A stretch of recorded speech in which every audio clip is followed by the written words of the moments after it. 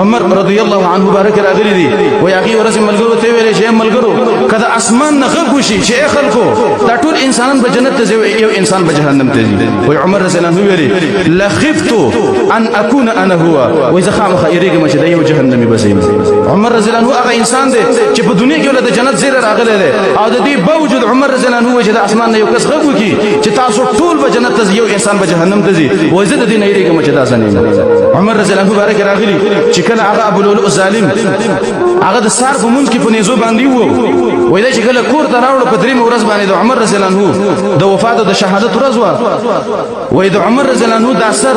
عبد الله بن عمر چې د زویو دی په دې غي کې خو په زنګون باندې خو په پتون باندې وای عمر رضی الله عنه د خپل زوی ته ویل چې زویا د ازما سر د پتون نه لری کا ولی وجدا دا ویل لعمر ان لم يغفر له عمر تبارک الله تبخنه ونکی عمر رضی الله عنه هغه انسان دی چې په دنیا کې ول جنت زیره راغلی دی او د دې باوجود هغه چې عمر تبارک الله تبخنه ونکی نن د 14 صدې مسلمانان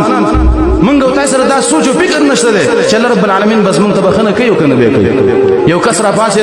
عمر رضی الله عنه ته ویل چې امیر المؤمنین تولد دمر خفه تولد دمر غم در سره ده ته د نبی صلی الله علیه وسلم په ملګرتیا کې پاتې شوی او نبی صلی الله علیه وسلم په داسې حال کې د دنیا نه تلو چې ستانه راضی او تابع خلافت کړي د حکومت کړي ده ډیر اسمه کې رب العالمین صاحب حکومت کې صاحب خلافت کې هغه په حقیقت دي تولد دمر خفه وای عمر رضی الله عنه ویلي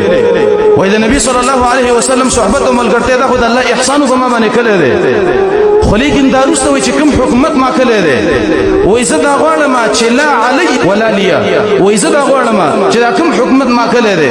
دی باندې الله رب العالمین نه سزا راکړي او په دې نه ثواب راکړي سره کوم حکومت هغه کړي ده او په دې باندې ایریږي چې الله رب العالمین دې حکومت حساب ما سره نه کوي په دنیا کې د جنت زیره راغلی لیکن هغه بده چې الله رب العالمین نه یریدا عثمان بن عفان رضی الله عنه بارک راغلی وای عثمان رضی الله عنه به ورته ویلي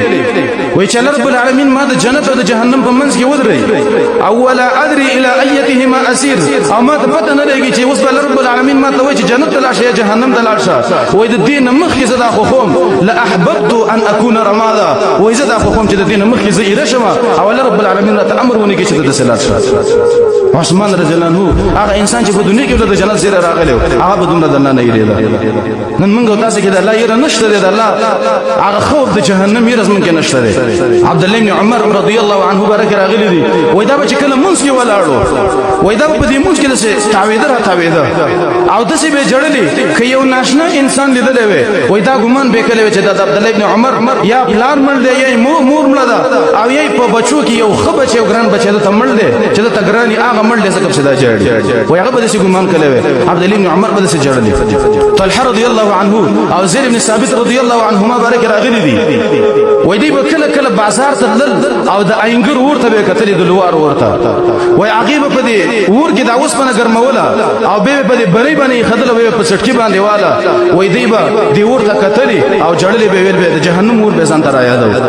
عبد الله بن مسعود رضی الله عنه بارک راغلی وای دا چې په کله بازار باندې تیرې د پاینګر باندې به تیر شه اینګر به دا اوس په دې ور کې ګرموله او به په دې سټکی باندې والا وای دا برابرې وته بیهوش بشه چې وو تل دا ولي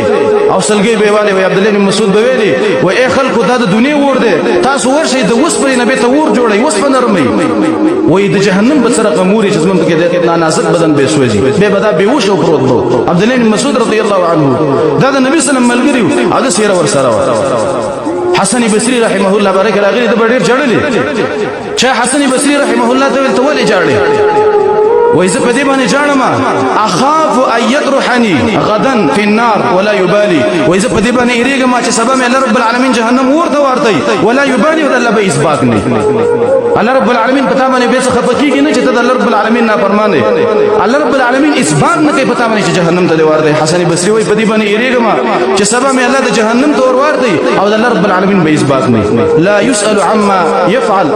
الله رب العالمين جتسكي داغنا سوق تفوز دشي كوله وهم يسألون او دا انسانان چې کوم کارونه کوي د دینه ته پوس کې دي چې تاسو دا ګناونه ولي کړی دي